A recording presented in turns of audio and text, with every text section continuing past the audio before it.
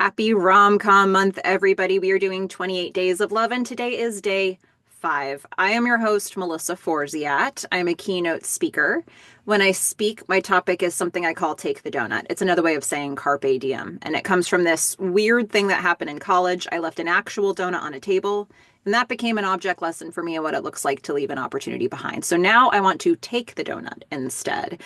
And from time to time, I'll issue myself a Take the Donut challenge. If there's something I want to do, I'll make it official so I can hold myself accountable to it. But this time I thought, let me open this up to anybody who wants to join. So here we are. We're doing 28 days of love, 28 days of rom-coms. It's day 5. We're going to talk about crazy, stupid love. I'm going to share 10 things I love about this movie, but I'm not doing this alone. I'm very excited to welcome my guest for today, who is William O'Leary, Billy O'Leary, who is an actor that you may know from Bull Durham, and he will be covering that movie with me later this month. But I'm very excited to talk with you about this film. Welcome, Billy. Thank you. First of all, that's just a yeah. Thank you. Um, um, it was the dogs. Um, yeah. By the way, they may know me from my own rom-com, my first film, Nice Girls Don't Explode. Or at least very rarely do they explode. That was my first movie. Oh my gosh. Well, It if was we don't know terrible. you from Bull Durham, we know you from that. Yeah, yeah. Nobody knows me from the other one. Oh my goodness. But yes, I do have some professional expertise and experience in doing rom-coms. This is so exciting. For transparency, Billy and I actually already record, even though it is going to drop later this month, Billy and I already recorded the video for Bull Durham. And then Billy's filling in. He came in a pinch and he was excited to talk about Crazy Stupid Love. And I cannot wait to hear Billy's thoughts on this because he has such a deep industry knowledge. I know there's going to be a lot of interesting discussion about film in general and rom-coms in general through this one, but I can't wait to hear what you have to say. So the way we're going to format this, we're not doing necessarily a deep dive on each scene, but what we are doing is a top 10 list, things that we enjoy about this film. I'm going to take some even numbers here. Billy's going to do the odd numbers, and we're just going to have a conversation about things that really strike us about this particular movie. So Crazy Stupid Love came out in 2011. It was directed by Glenn Ficarra, John Requa, and it was written by Dan Fogelman. It stars Steve Carell as Cal, Ryan Gosling as Jacob, Julianne Moore as Emily, Emma Stone as Hannah, Leo Tipton as Jessica, Jonah Bobo as Robbie, Marisa Tomei as Kate, Kevin Bacon as David Lindhagen. I mean, it just goes on and on and on. This film It is keeps unbelievable. going. Sometimes I'll do a film and I'll just say, a couple of the people, but you cannot do that with this one. It's just such a stacked cast. It's unbelievable.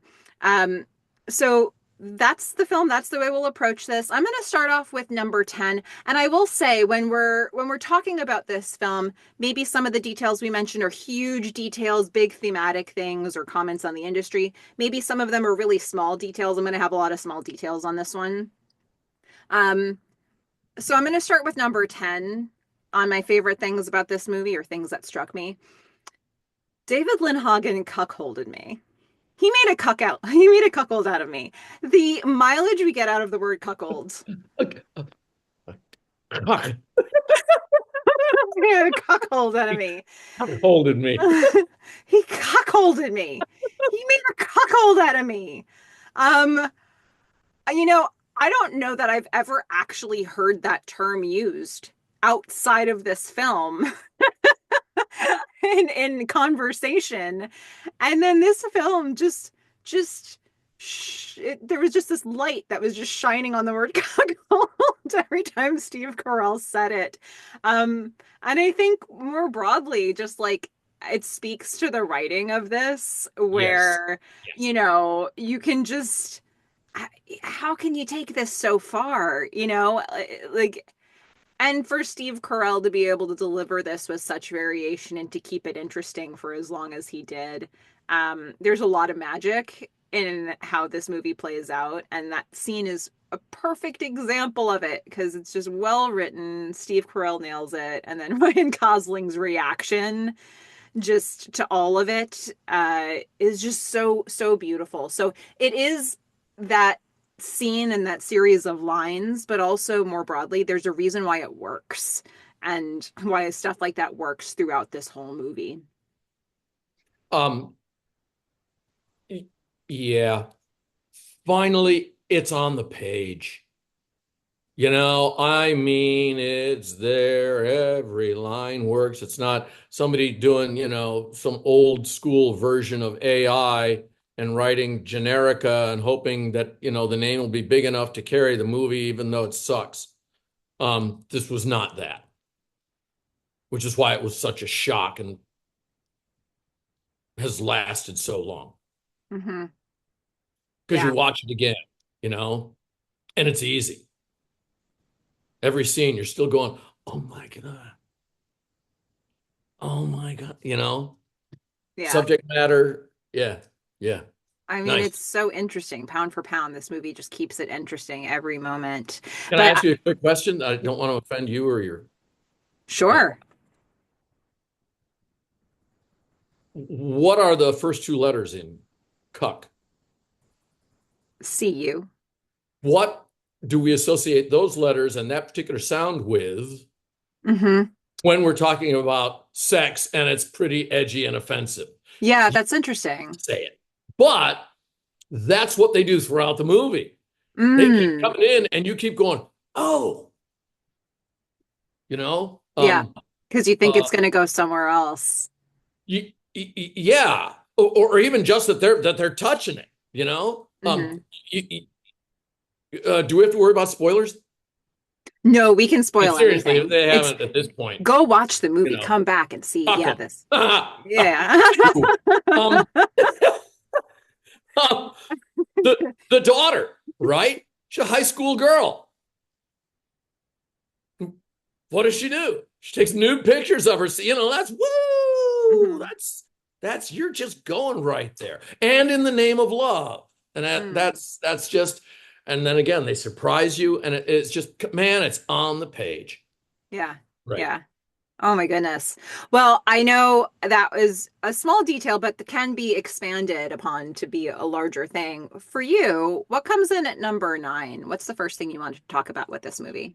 Um, for me, it's what's on the page. It's the writing. Um, I have been surprised a few times in my career at reading a script and going, meh, and then seeing it and going, oh my God, it's fabulous. How could I miss that? Here it's on the page.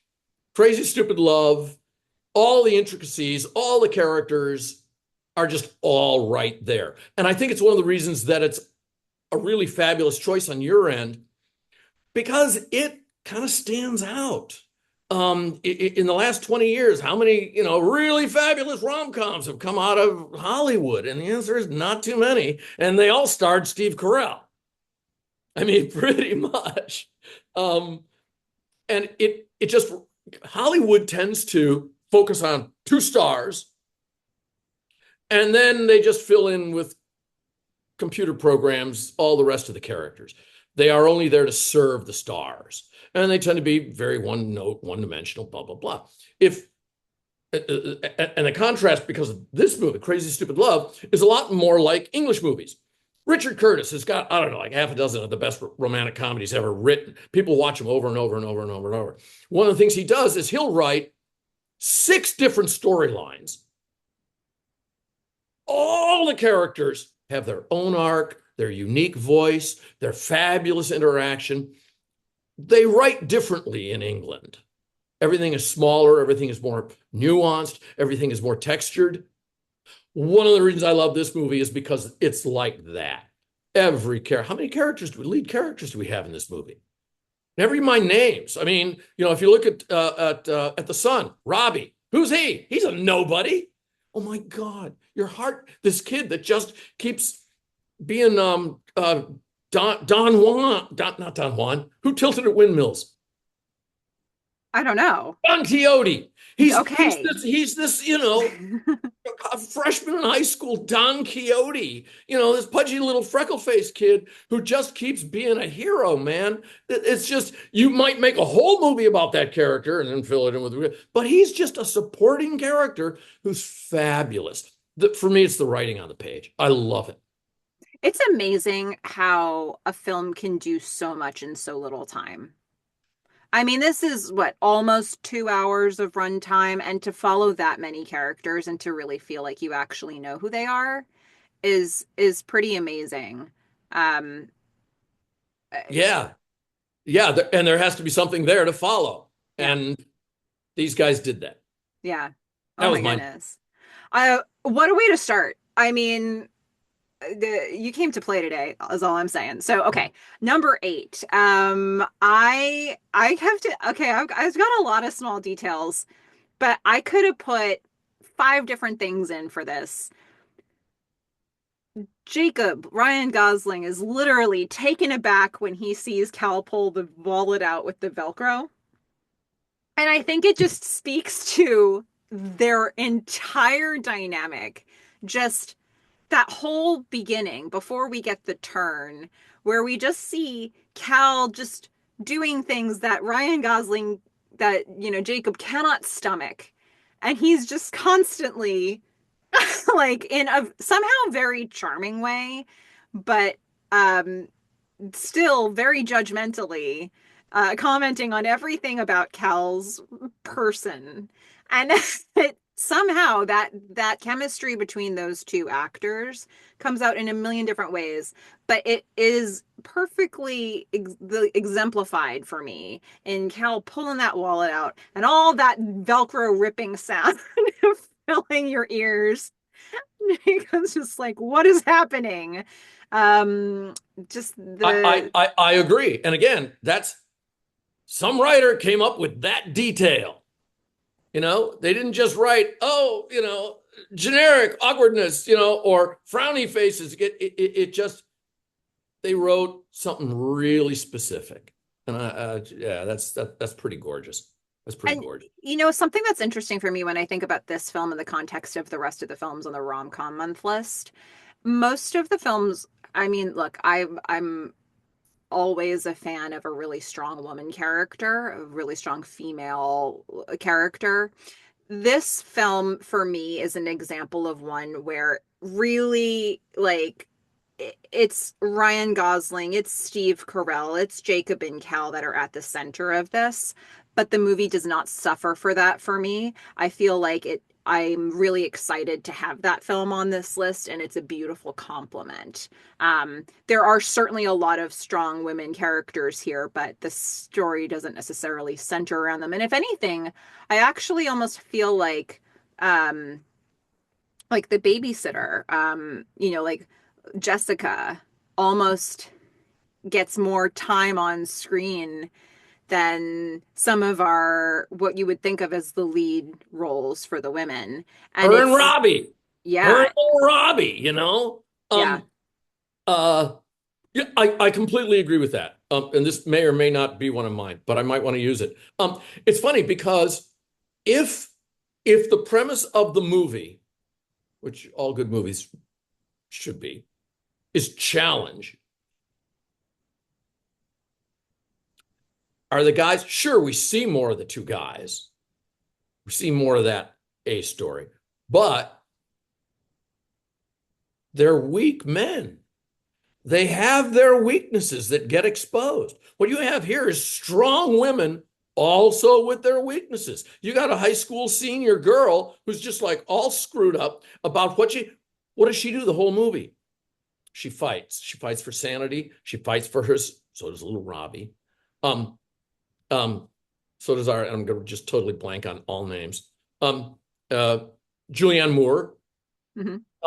She flawed, but fighting. Yeah. Maybe not clearly, obviously strong, iconically. That's the whole thing. Everybody's vulnerable in this movie. Hmm. Everyone hangs their ass out, Hmm. you know? Um, the opening is relatively shocking. It's not, is it Jason Segel in Forgetting Sarah Marshall? Another really good one. Hey, what happened? The Greeks figured this out 2,000 years ago. When did we forget that full male fronted nudity is funny? You know, Yep. Shakespeare knew it. Uh, everyone in the movie is brave, Mm. and they get there, all their different parts kicked, Yep. and they still keep that's what just within that, everyone is trying so hard. And they keep getting hurt and they keep going. I think that's kind of a beautiful, beautiful human story. It really is. Is that so? Did you have a number seven, or is that your number Well, all seven? I was going to do was I was just going to say casting. Yeah, I mean, I can't imagine anyone else being in this movie. It just it keeps being. I mean, the most surprising being Kevin Bacon. Where did Kevin come from? Um, and it's terrific. He just, he was a big deal. He didn't have to take a, relatively minor role in this, and it's terrific. So production did a great job. I mean, for as small as the role is, what's a name you heard more in the movie? Like he was built up more than anybody, so when he actually appears That's a for really us good in those point. That's a really moments, good you're point. like, Yeah, oh, that's yeah, David Lindhagen. Yeah, it's so good. Um, that's funny. well, okay. I mean, I couldn't agree more. And it's one of the reasons why I named as many names as I did when I was talking about the cast up front, because Yeah, you go down the yeah. line and it's just unbelievable. Um, I'm gonna bring for number six. I'm gonna bring in. Uh, I love a movie that's got a meta quality to it. And I think the Hannah and Jacob relationship is pretty interesting for that reason because, it takes a minute for the script to turn to that place. At first you just think Hannah's rejecting Jacob. That's it. She's done. And then at the point where she's realized, I'm not going to be proposed to today, I'm going to go find that man at that bar and I'm gonna go get him and bring him home or go to his home or whatever his process is. And she goes with purpose to the bar, and was fueled by some sort of adrenaline that wears off by the time she gets to his place. And the dialogue we get once they get there, it's like these two characters are really breaking each other down in a very interesting way, and the vulnerability really comes out because she's able to say, I know you run games on people, tell me your games and I won't fall for them. And then we do the dirty dancing lift and we do all these things that are this is what he does every time, and it's kind of working but it's kind of not, and they're really meeting that head on the whole time. And I think the fact that it can be approached in such a fresh way for Jacob makes it fresh for the audience. And to get to a point where she says in the beginning, she's like, this is the part where we stay up all night and you cover me with a blanket and you kiss me on the cheek, and then by the end of all of this, she's really like pulled back the curtain on how he handles things, and at the end of the night she is the one who covers him with a blanket, she is the one who kisses him on the cheek, and he really earned it. And for me, they got there because they met it so head on with this meta dialogue, to say, okay, this is how you would normally do this, and this is what's going to happen instead. I think it's beautiful. Um, so I need this to be my whatever the next one is. Mhm. Um, Skipping to number 5. why do they say this is what's supposed to happen next? Why do they say it? What are they referencing in terms of what the norm Hmm. should be at that point? It's Hollywood. Yeah, what you'd normally see in a movie. They're not Yeah. just turning themselves on their heads. they're turning Hollywood because we get the unexpected then. Mhm. So they're going against what has, been established as precedent, and still make it so fabulously watchable. Mhm. Um, which again, the credit to the writers to say that we like Ryan Gosling enough and are invested enough in him as an actually fairly textured human being character. Why should he even want to change? Oh shit, that's why. I mean, it's just that's just, and again, we tend not to do that. Even going back to the, oh God, the old black and white movies, the Spencer Tracy and Katharine Hepburn. Katharine Hepburn. Everything was always, I'm like this, I'm challenged, and now I become like this.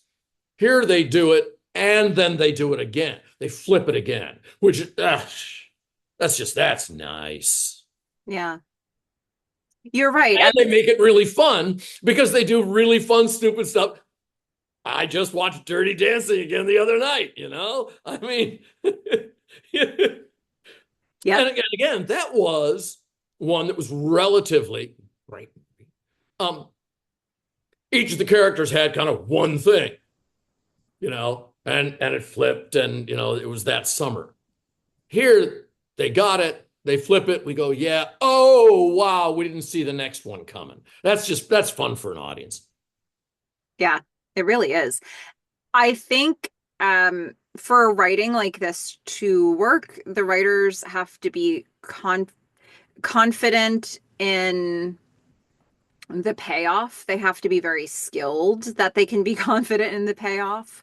I think like I when I look at this movie, I actually think about there was a presentation that I saw from, I can't remember his name, but there was a man who was presenting about sales techniques, and he was specifically looking at neurolinguistic programming. And I watched a YouTube video of this. So it was a presentation about how to do sales well and bringing in NLP techniques. And so this man is in front of this audience, and he's breaking down all these different techniques that you use to make suggestions to your audience or the person you're selling to get them to buy things. So he would explain things to the people in the room. He'd say, for example, if I point to the back of the room because that's where my books are that I'm selling, I'm going to keep doing that throughout the whole thing, so that you're always being reminded of the books I'm selling at the back of the room. And every time he would do that, he would explain it, and then a few minutes later, he'd move on to something else, and he'd keep pointing to the back of the room for the books. And everybody in the room is laughing because they know what he's doing now. And it's working, Oh, that's fun. and it's being reinforced. And I think about this movie in that same way. You have to be really smart, and you have to really commit to what you're doing to make it work. And with what you're saying, like you make a turn, you make another turn, you're not keeping to the formula. Um, you You're have multi to be you're confident your multi-dimensional. audience is coming with you. Yeah, you're multi-dimensional. And we like simplicity. We like, man, woman, black, white, they're separate, and they should stay that way. And it's hard to get an audience, and you start, moving in, not 50 Shades of Gray, but just start making some gray. Yeah, for me, the greatest writer in the United States who does that is Aaron Sorkin. Mm. And again, you get, he's making a half a feature when he was doing West Wing. He's making a half a feature film every 10 days with 10 different characters plus guest stars, all the different storylines. That takes a chess master. And yeah, you got to have faith, first, that you can do it, and second, that you can find the people to execute it. That's I wound up doing an episode of it, and it was late. It was like maybe season 5 or 6, and Most expensive show on television. Producers were, well, the studio was pulling its hair out. Producers were trying to give the network what it needed, which was efficiency and lower cost. Um, Aaron Sorkin put approximately 25% more dialogue into a 1 hour episode of television. That filters down to the actors, because then now it's the actors who have to carry that weight and execute. And I was pretty good. I mean, I was trained in theater. I still don't know my times tables, but in high school, I could memorize my character in a Shakespeare play in a week. It was just, my brain was just different. We're sitting down. The lead actress for the episode, she had the A story for the first time as a series regular. It was her story. And everyone's leaving the West Wing, and she's in charge, and it's supposed to be a nice, quiet weekend. And of course, 14 things blow up. And her personal life, the dog gets sick, there's a war, there's like 50 different things. Republicans are going crazy. She has this giant monologue at the end of the episode where she just tells everybody what's happening. Right? She just solves everything. So she goes from being overwhelmed, steadily, increasingly overwhelmed through the episode, until she finally just wipes the slate clean. We all sit down to read that scene that we're about to film. We came back from lunch. Everyone sits around, all the actors, director, script sits around, and all the heads of the different departments are standing behind us because they're wanting to get as much information as fast as possible so they can start whispering to people to go start getting stuff ready. Go, go, go, go, go. She hits her monologue, and it's not the monologue I have. It's not in my script. And I just catch out of the corner of my eye the script supervisor looking up at the director, Richard Schiff, one of the series regulars, fabulous actor. And they're both looking at each other going, no. And they wait until she finishes the scene, and Richard says, did you not get the new sides? It's completely rewritten. It's about a 1 3/4 page monologue. It changes her emotional quality. It changes some of the storyline wrap-ups. And it includes many new technical terms, including both warfare and Latin. And she's just like, oh, you're not doing this to me on my first time I'm carrying the show, the episode. They give her the new sides. She reads it. She looks up. And Richard says, what do you need? She said, I don't know. Can I get 15? And I'm like, hours? And 15 minutes. And Richard is just, yeah, okay. He's pissed. Not really at her, but it's a 15-minute delay. That's 1/4 of an hour of shooting time. And they're supposed to be 14 and a half minutes later. She comes back and she just destroys. She's word perfect. It's fabulously acted. And I was like, holy crap. And I went to Richard afterward and I said, how did she do that? I'm pretty damn good, but I couldn't. He said, none of us could do it. He said, we were lucky enough to be cast originally, and every day we were well paid to come to the Sorkin gym. And now everyone here can do that. If you give Allison Janney 10 pages of dialogue at 10 o'clock at night, she is in her makeup chair at 5 o'clock the next morning, and she is word perfect and filming fabulously a 2-page walk and talk scene at 7:30. And that always became the standard for my acting class. 10 pages of Aaron Sorkin overnight, word perfect without a director. It became what I tried to teach. And that's where you need the writing to be backed up by production, yeah, but then the muscular ability of the actor to be able to carry out all that different stuff going on. And real dimensional characters, not one-dimensional. Sorry. What a good example. So interesting. I love this. I mean, I um I guess I'll take this in a different direction for number 4. Right. But I um so towards the end we get this graduation speech, this salutatorian speech from Robbie, and it's going down a rough path. And Cal has this impulse to stand and stop him, and then has to deal with the repercussions of that. And I just thought, not even so much the speeches, but this relatable feeling of, have you ever had one of those moments where you had an impulse, you took a little bit of a step too far, and then you had to keep going because you've already indicated something. You And I already did it. yeah, and I like it was really fun to see it not just play out, but also to see that feeling represented on screen because he stands up and he's like, ugh, and he's like, oh my God, like, what have I done? And he has to now follow through with the impulse. And it goes in a good direction for him. Who does he have to follow through for? That's an interesting question. I mean, ooh, it feels like he's tipped his hand to the audience in the place that he has something to say, but is that as important as, well, I've indicated to my son that I have It's something the to son. say? He Yeah. starts it with the son and then realizes, oh, bigger issue. And it's an issue that is something he has to make a decision about in order for his son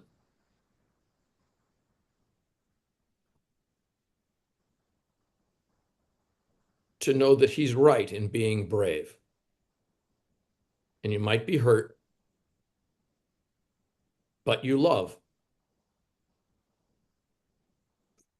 I It's think. complicated when It's the you've son that got, shows him. yeah.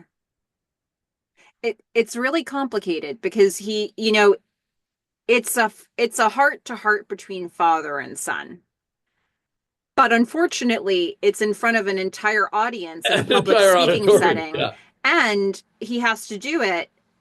He has to put his money where his mouth is because his wife is right there. And his and Hannah is right there with Jacob, and he was just trying to make a point with Jacob. So there's like many layers of all the things he And must be thinking about. and it's one of the things that really good writers do. The scene after the parent teacher conference. All the exact same people were included except Robbie. The best friends are there. The gal he slept with, the teacher is there. The wife is there. And it's this giant embarrassment in front of an audience.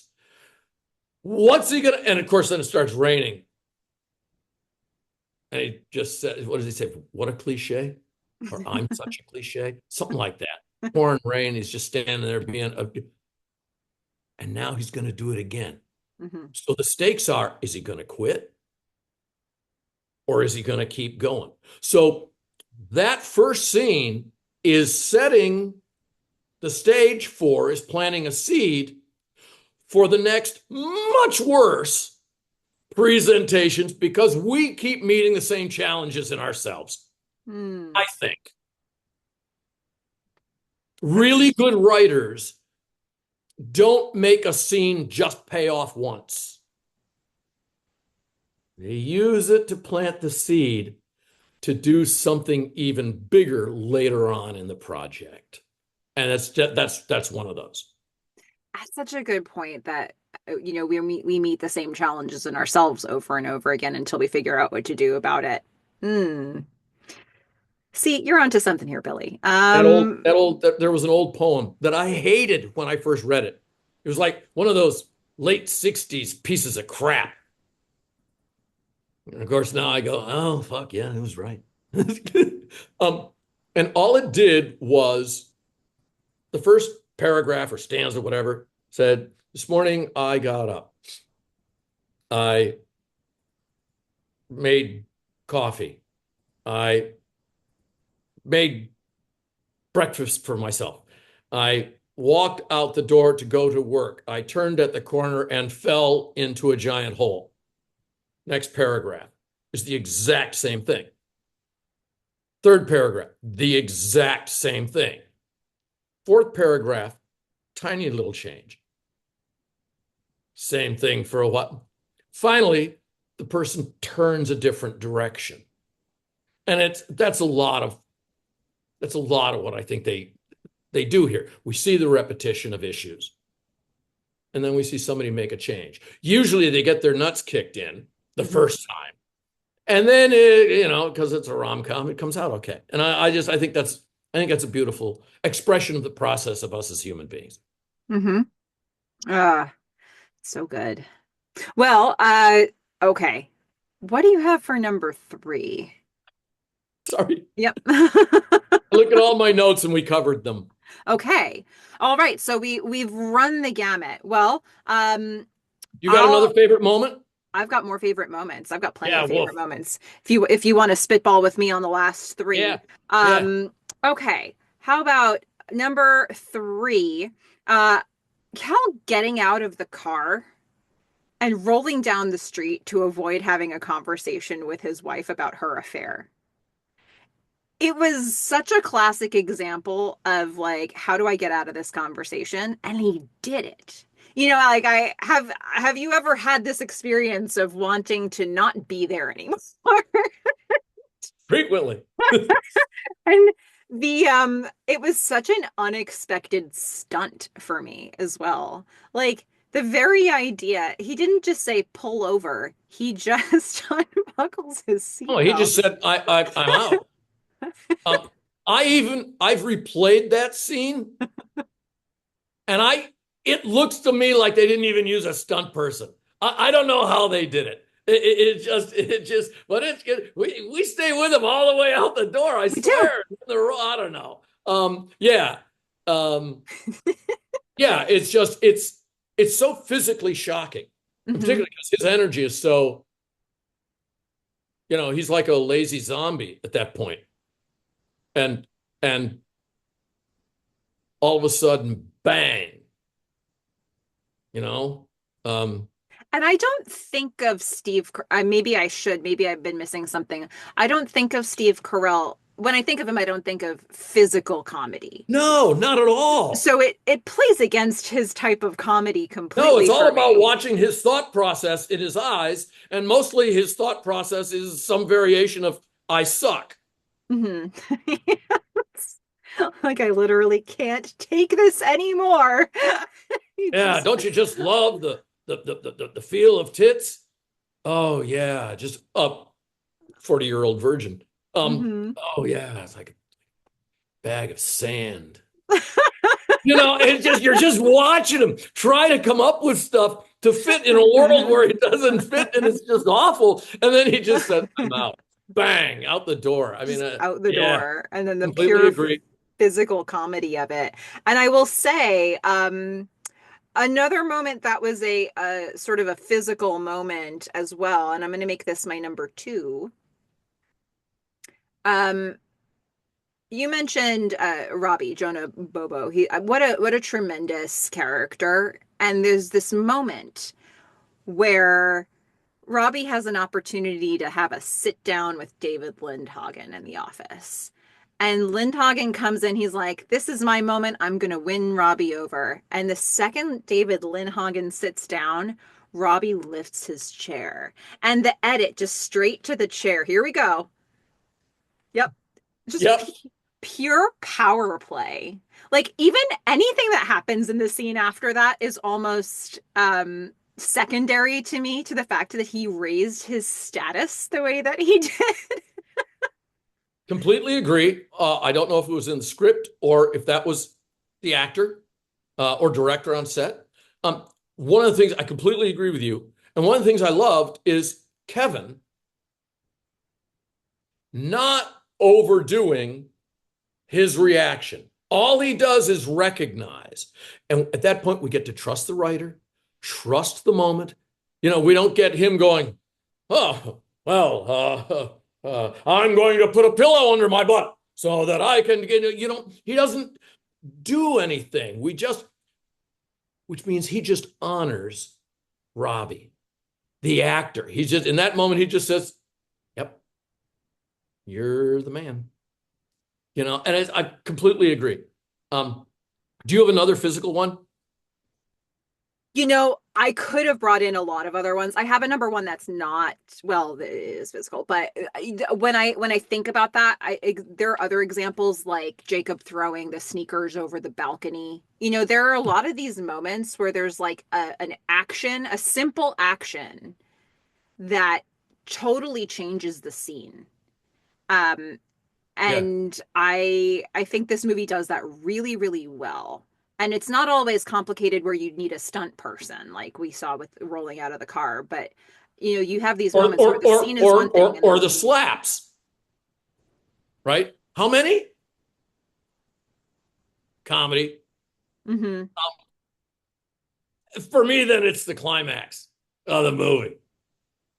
The fight scene is just awesome. Let's bring it. Let's make this number one because I wanted to talk about this. What do you want to say about the fight scene? No, just well, that first of all, it's set up with the surprise of dad meeting daughters, and we had no idea that that was them. Daughter's new boyfriend, and oh crap! And then the nude photos and the oh my god, it just a riot of each of the different characters that have been established, all coming together with their point of view. I just, for me, it's just a blast. I love that this is like the finale for us because for me, it's the same thing. There's such incredible patience in this film to be able to wait. That moment when we actually see all of the storylines merge, we have waited we're seconds shy of a full hour and a half. Um, that is a pretty long time to trust that the audience will stick with all of these different storylines to get to this payoff. And then, you get all the mayhem, everybody's piling on, and then David Lindhagen shows up. Just, yeah. And what you said, because so many movies, and by the way, where do so many movies fail? Usually it's the end. They can do great setups, and then you just go, oh, yeah, oh, okay. Yeah. The journey's great, all little details all the way along, and the climax actually is bigger and better than everything else in the movie. And yeah, yeah. It's amazing. I mean, so this month I'm doing Rom-Com Month, but in October I did Eektober and I did 31 days of scary movies. And the structure of a typical scary movie is like the opposite of what this movie is trying to do, where you better have something really scary happen in the first. If something really scary hasn't happened in the first 10 minutes, you've actually lost a lot of people in that genre, whether or not that's a Traditionally, yeah. good thing. If you have people who are real horror buffs, they will stick through and they will watch all different kinds of scary movies and they'll look for different structures and they'll talk about it. But the casual viewer of a horror movie, I think, was trained by movies like Scream and and early and When a Stranger Calls, going way further back, and like movies where your opening 10 minutes or so you get something really powerful to happen. This film is like, no, we're gonna pay this off. You stick with us because we're gonna give you something really great where we're going to bring everybody together at the end, and you're going to have to trust that there's a reason we're showing you all these different things. um it's a lot of faith to have, especially in an American audience, based on something like you were saying earlier. um but it So what do does you pay off. so then what do you give the audience in the meantime?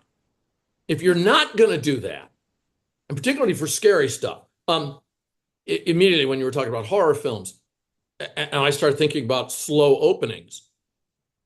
Um, I think about Clive Barker Mm.